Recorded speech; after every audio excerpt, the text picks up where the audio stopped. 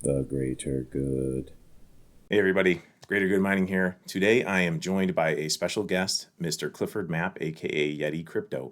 He's part of the Dynex Leadership Team and has been appointed the position of Global Head of Ecosystem Development and Information Security, and that's a mouthful to say. But he's well known in the crypto community. But if you're new to the space, I'll leave links to his socials and the websites, and I'll put those in the description of the video, and that way you can check out all the cool things he's been up to. And I will leave Dynex's official website in the description as well. Y3ti, welcome to the channel, and thanks for joining me today, good sir. No, thank you for having me. No problem, man. I'm glad to have you. I've been looking forward to our chat here. So I just wanted to start out with the basics first. There are a lot of new people coming into the crypto space. Maybe they haven't heard of Dynex yet. Can you tell me in layman's terms, what is Dynex and what problems does it aim to solve? Sure, absolutely. So we are the first neuromorphic network to utilize blockchain technology in order to solve real world problems. For anyone who doesn't understand what a neuromorphic network is, all it means in a nutshell, and without getting too technical, is that it is inspired by biology. It mimics the same way a human brain works. So parallel job processing, being able to do things without having to wait that time.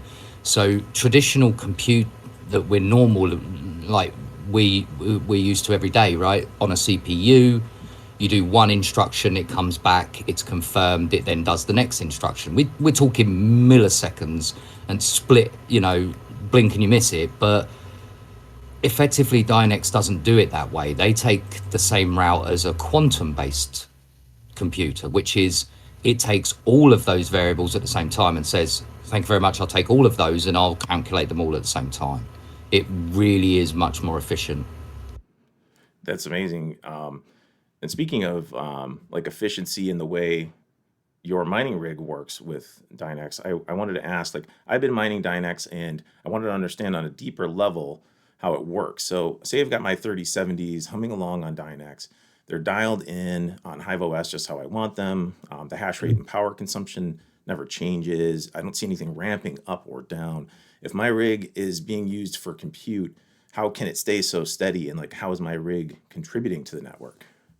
So quantum annealing is the actual term that's the technical phrase for it, but it is a very efficient type of way of doing compute. Now, not every computational job that we might run on Dynex is suited for Dynex, right?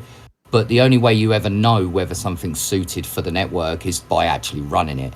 So like recently we released all of our CFD stuff, computational fluid dynamics. So that is how air and liquid interact with objects and such. So that could be a car, that could be a building, that could be a boat. It could even be down to as big as an entire city that's being ran. It's actually a quite good story, that one. But basically, what we found is there are certain things that run inherently fantastic on Dynex. There are some that have got to be a little bit refined, more on the coding side from the client. So to get the benefit of how we do our jobs, you might have to change the way your program works. Instead of it doing one big job, which is what we would normally do, right, with a H100 GPU or something like that that's got 80 gig of VRAM and boosts till the cows come home. Basically, the way that we do it is that it can do serialization, so it can stagger jobs over an extended period of time, which allows it to actually be really efficient, because it'll do maybe 100 iterations in 40 seconds.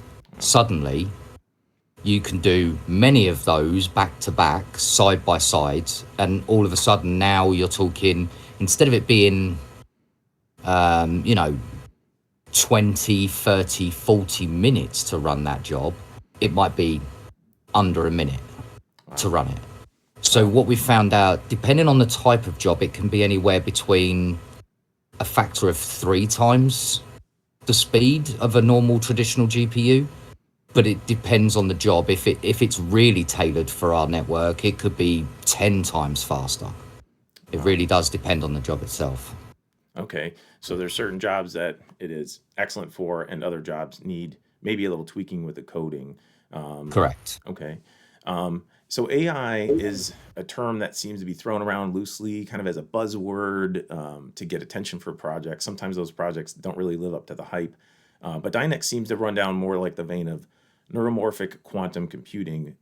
Is there a blurred line between quantum computing and AI? Would you consider Dynex to be a form of AI? Or is Dynex like another tool that could So if potentially you look assist at in making it better? the mechanisms of AI, one of the fundamental principles of AI is machine learning. And machine learning can absolutely be ran on Dynex. So if you want to build out some sort of learning model that can take a whole bunch of data, learn from that, iterate on it, learn some more and refine out, almost very similar to a large language model at that point, potentially you could really ramp up how you want to work it. We've got a couple of people that have looked at research. Obviously we're doing it right now in the roadmap. We actually announced it. We're going to be looking at some very interesting research around large language models, machine learning, pharmaceutical use cases for machine learning. There's some really cool sort of developments that are coming along quite nicely. They're not ready yet, which is why I'm only really saying it very loosely. But the the the amount of research that goes into just one project is what shocked me the most. Right, I've only been there officially three weeks now, and I'm just amazed by how much progress gets done on a daily basis. You know, now I get to see it.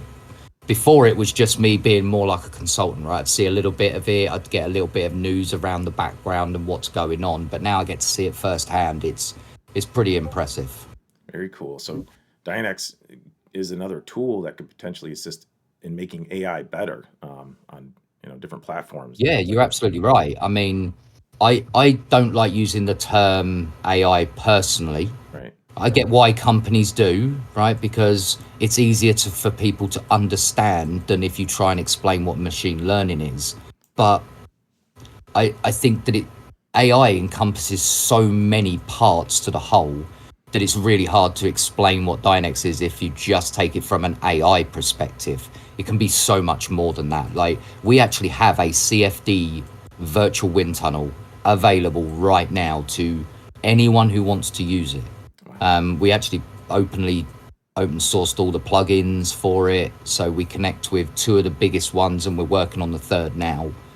And that's massive, like, levels of compute to do that, but it's also usually inherently expensive to do CFD. My normal background is obviously working with automotive in the digital space. So I work a lot with places like Kia and BMW and all those kind of manufacturers. And I get to see how much they spend on computation, right? It's obscene how much they spend. Like, if they're not spending 100,000 or more a day on when they're doing test runs, it's just mind baffling how nobody has already tried this before. Either it's just that it's inherently good on Dynex, or it's just nobody's had a thought to try it yet with blockchain technology. That's impressive. I'm sure that if you can run those digitally instead of having a car in a wind tunnel and booking time, and you can only do one car at a time, I'm sure that saves them tons of time and money in developing cars, and time is money. Yeah, um, absolutely. And it's especially like for a wind tunnel, for example, right? It's not just build out costs, it's the staff to run it, it's the electric to run it. Like you said, you can only do one at a time. What we found is we can run 50,000 simulations all at the same time and it wouldn't have a problem. that's And amazing. that's pretty crazy. That's very impressive. Very cool. Time saver for sure. Um, so Dynex relies on GPUs to run the Dynex solve algorithm, and in turn, miners are rewarded for providing that compute power. GPU miners usually want to know, is there any chance FPGAs or ASICs could end up on the network? And if so, how does Dynex plan to curtail that? Or do they plan to curtail that? So So ASICs are a no. They can't inherently, because machine learning's being ran on chain. That means everyone on chain is registered for proof of use or work, which kind of means that by default an ASIC won't work, because that's one type of application specific circuit, right? So it's only going to understand how to do one thing and one thing. However, an FPGA is interesting to me, because yes, it's possible. However, when we've done every form of benchmarking to look at FPGAs and if they even should be allowed on, right? We want to research that. What we found is that actually it's really inefficient on an FPGA, because you have to build such a broad scope for it on the bit stream, I mean, right? That you have to sacrifice elsewhere, right? Now, I'm not an FPGA guy. I'm not a bitstream specialist. But from my understanding, that the more looser the bit stream to work around all these potential other things happening, you can't really dial in the efficiency with them. It's just basically running them at full pelt, and that might be okay for some people. For me personally, where I am here at my electric rate, it would make no sense, absolutely none. So in that sense, we're open to looking at all avenues, but what we're not willing to do is sacrifice our principles for the sake of bringing them on, because they could potentially bring us a lot of computation extras, but also I think on the flip side it might also bring a lot of negative problems along with it. So right now we're not got any interest in running either, to be fair. What really we're interested in is some of the bits that we announced in our roadmap recently. I'm sure you probably took a look at it, and there's a couple of items in there that are probably, I would say, piqued your interest. Probably the one that piqued most people's interest was what we're researching around L2s. That's something really like out of this world idea. Whether we can do it or not, we don't know yet. That's what the research and development side's for. But we've got a developers call at the end of the month. I'm sure we'll be able to give a bit more details around it, but it's really promising research. Like I'm surprised actually how promising. It was a spitball idea, right? Of, well, could we bring these on? Could we build a bridge just to take like payments for the marketplace and have it switched into Dynex, right? There's all these different things we're investigating to see what can be done, because I think us having something to do with Bitcoin, being that it was the very first, and in the way that I look at Dynex, if Bitcoin was the first to just do traditional, like, because it is compute at the end of the day, you're just validating transactional hashes, right?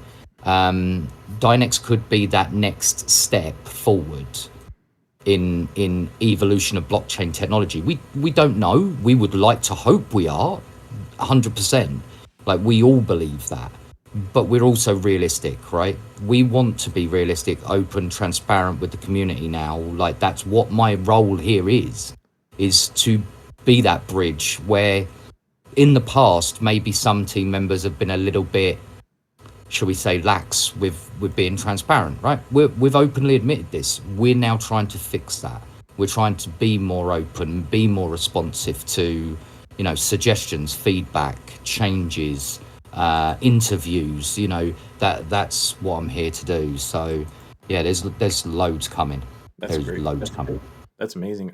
You actually answered, or like led me into some of my questions I was going to ask, and that was, are there other things Dynex is working on? Because I did see the roadmap, and it sounds like you're very excited about that. And I am too. It sounds very cool. And I was also looking at the website, and you had just mentioned like doing more interviews, and the team is doxed now, and it sounds like maybe people that had previously been a little hesitant to get involved with an anonymous team, now that's not a problem anymore. I can see who Correct. everybody is, and you and I have Correct. talked in the past, and Yep. you're part of the team now, so that's very cool. Do you think that'll ease people's minds, seeing everybody know who they are?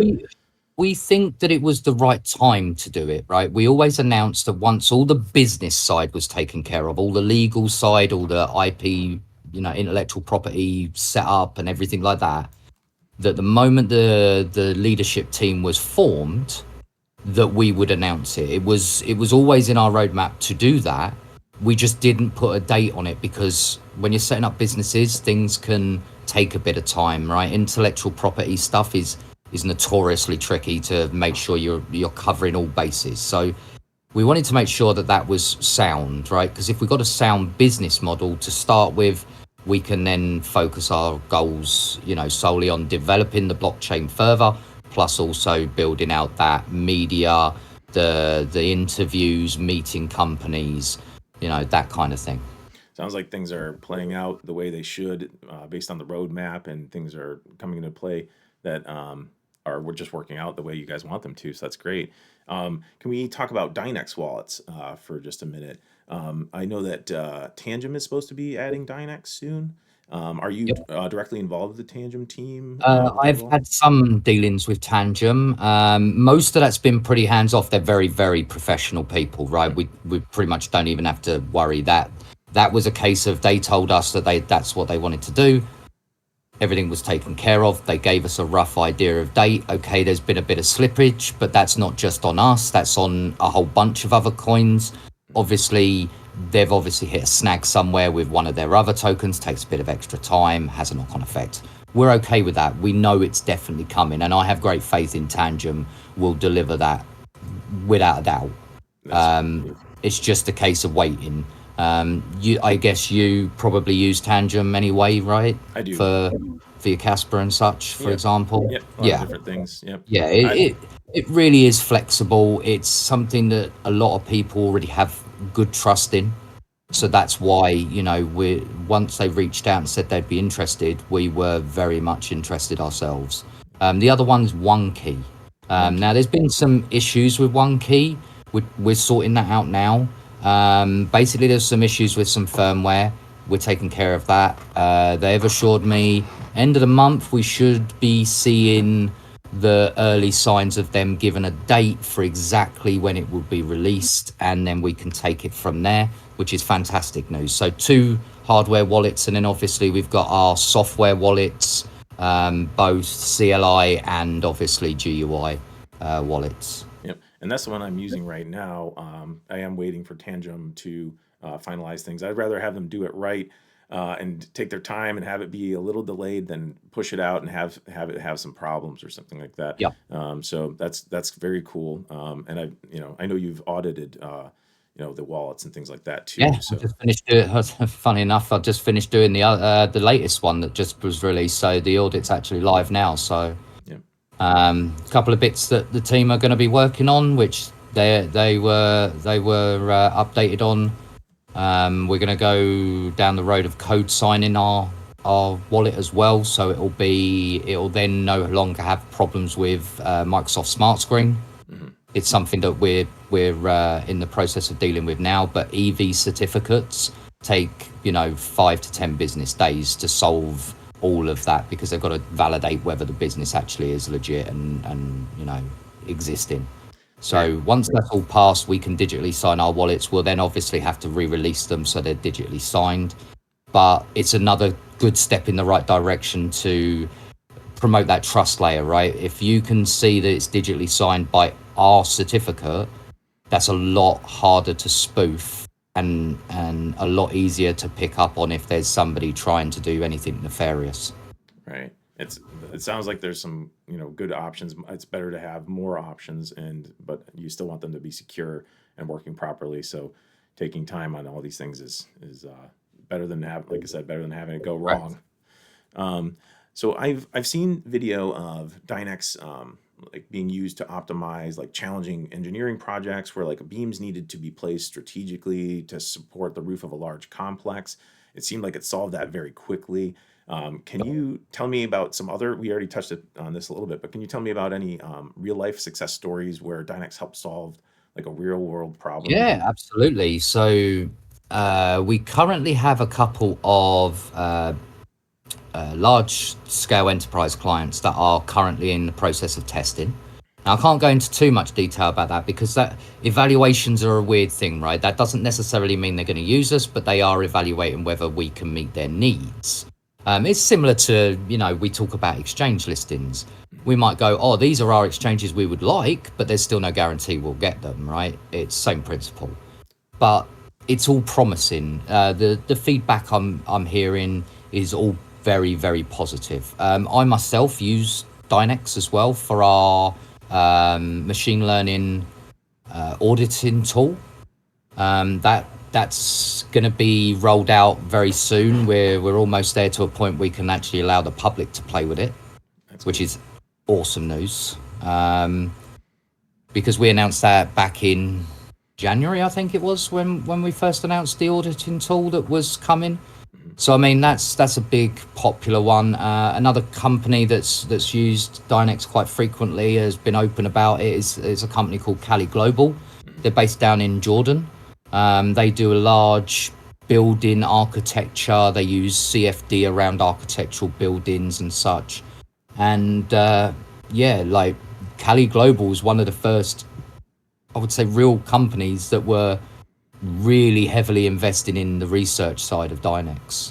Very cool. I was actually going to ask you that question at some point, if you've ever turned Dynex on itself to solve a problem, but it sounds like you do that all the time. Yeah. I mean, we've gone to the point where we've even tried pushing it to boundaries we never thought possible, because the only way you find out where limits are of something is by actually pushing them to places they don't expect to go. So we've had a lot of refinements over the last couple of months. I would say beginning of the year to now has been quite rampant with development. Like there's never a day I don't have 20 messages saying this has now been complete, this is still outstanding, this we're looking into. It's crazy. And now Dynex has grown to somewhere near 35 staff. I mean, that's saying something. That's awesome. It's expanding, and it sounds like it's going to be very, very helpful for many companies and many individuals throughout the world. So you were speaking of almost like kind of a stress testing. To what extent has the network been pushed, and have you found points of failure that you need to resolve? So before the marketplace launched, there was 4 of us that were beta testing the network. Myself, an engineer from Cali Global, and a couple of extra members that were invited because of their backgrounds. We pushed it pretty hard. We did a large-scale job that saturated every chip on the network. That was super interesting. Almost crashed the blockchain the first time we tried it. That gave me a bit of a worry when we did that. So, I mean, it was frantic, but those kind of tests have to be run to be able to know where we can improve on, right? But now we're getting to the point where, since we opened up all these massive parallel compute jobs and everything like that, realistically, you don't need to use more than 100,000 chips off of our network, because any more and you're not going to get the benefit, because if you code yours right, then you're never going to get past that. Well, there are a few use cases that would. Something that's got to do like extreme calculation stuff might be able to be better using more chips, but there is that.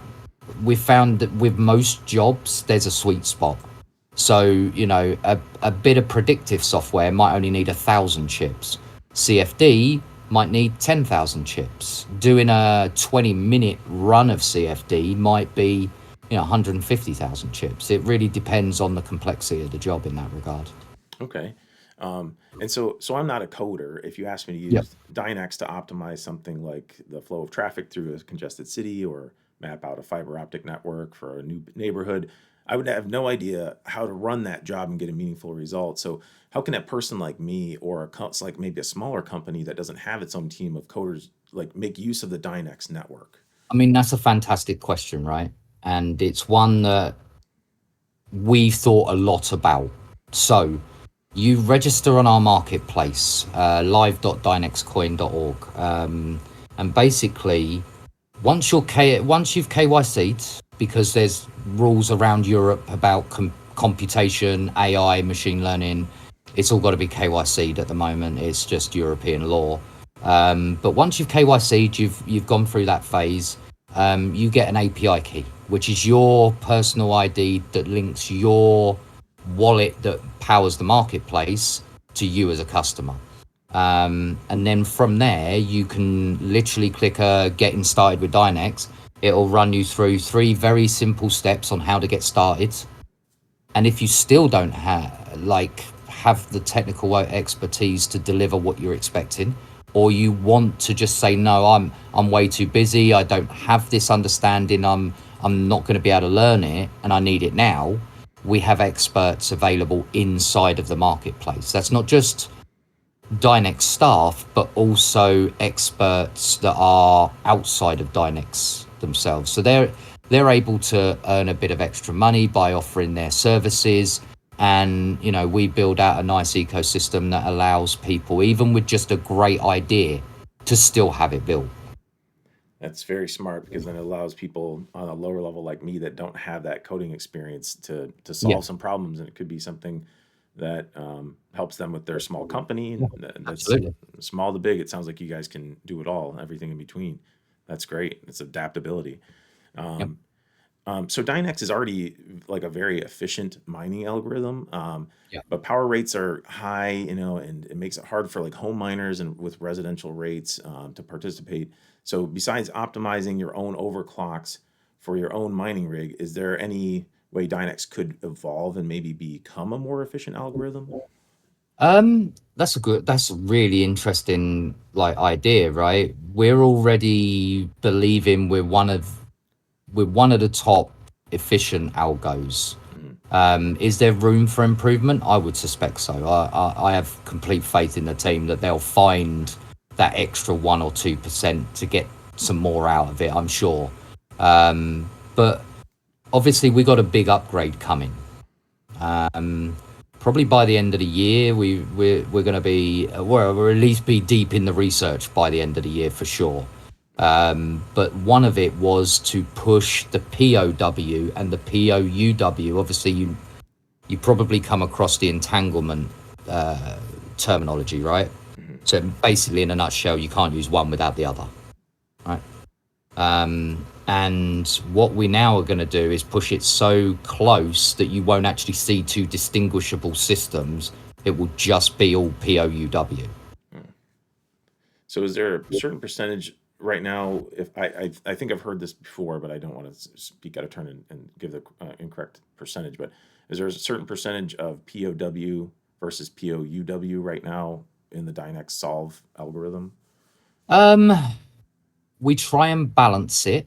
So originally it was more leaning towards a 75-25 sort of weighted value. There's a little bit of wiggle room, and then obviously BZ Miner came up with a very new unique concept for Dynex mining, where you could actually balance a whole rig and say, I only want these cards on POW, these cards on POUW. The thing is, you still have to balance the books, even with BZ Miner, because doing POW only will shoot the hash rate up through the roof. Doing only POUW will do the same thing, because you're not doing more than one task at the same time. So realistically, if you do want to potentially look at more efficiency, you could even look at that type of option where you're going, okay, these cards here are fantastic for POW, like a Radeon 7, for example, right? Very, very good. But to do one Radeon 7 is going to take you 7 6600 XTs to balance it, because one is massive hash rate compared to the others that are not. So it's not like we've opened the door and they're just turning off POUW. It's not possible at that point. You have to run one with the other. Okay.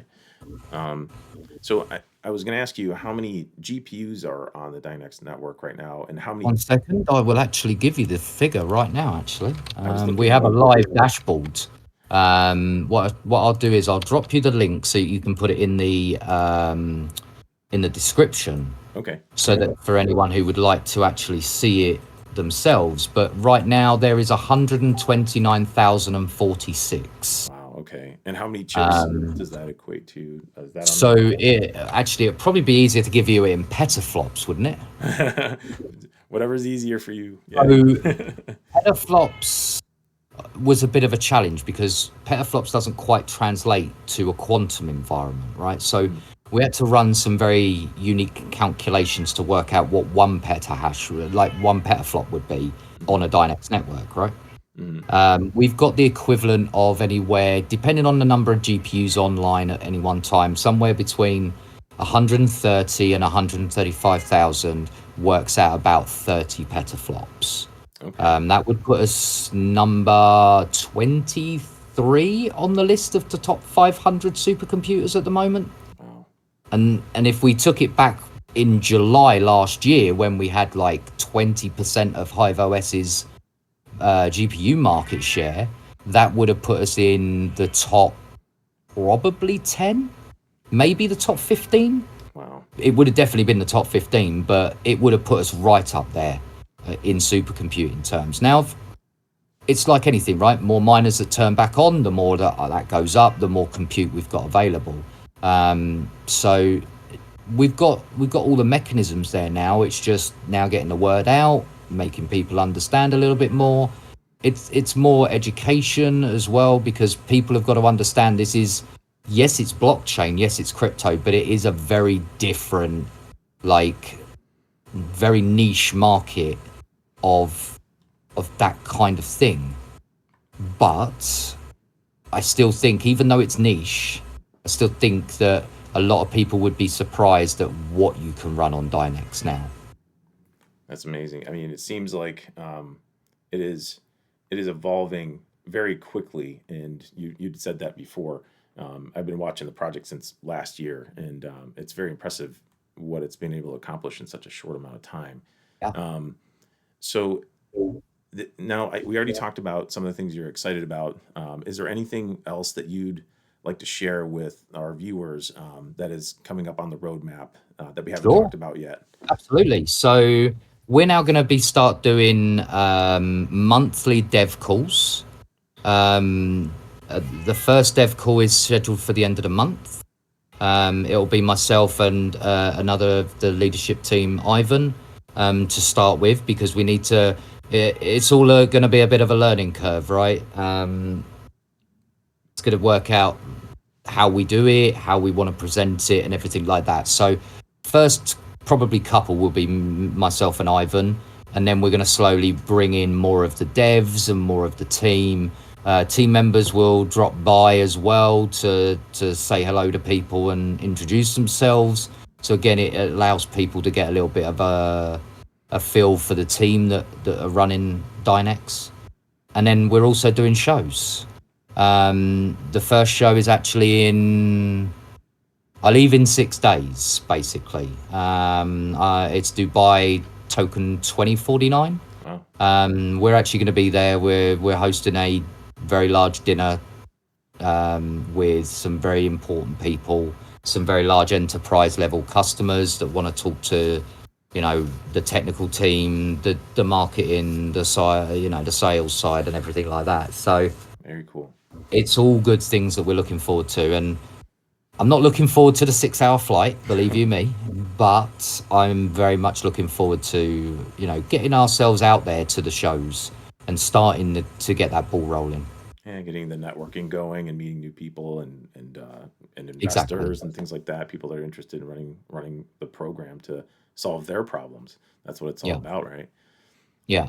Very cool. Well, Y3ti, thank you for joining me today. I really Oh, you're more than welcome. appreciate your time. It was a pleasure. It's always nice to finally get a chance to, for us to sit down and have a chat, right? We've been talking about this for a while now, and like, every time we try, something pops up or there's a reason, but finally we got a chance to do it. So I'm glad. Me too. And we'll do it again, hopefully soon. We can, try to Yeah, do it again absolutely. down the line, chat again when new things come up. It was a pleasure having you on the channel. I learned a lot. Guys, make sure to check out the links, and I'll post the links that Y3ti provided in the description below for Y3ti and Dynex, and give them a follow. Give Y3ti a follow, and do me a favor, hit the like button and consider subscribing to my channel. And don't forget to keep it decentralized for the greater good. The greater good.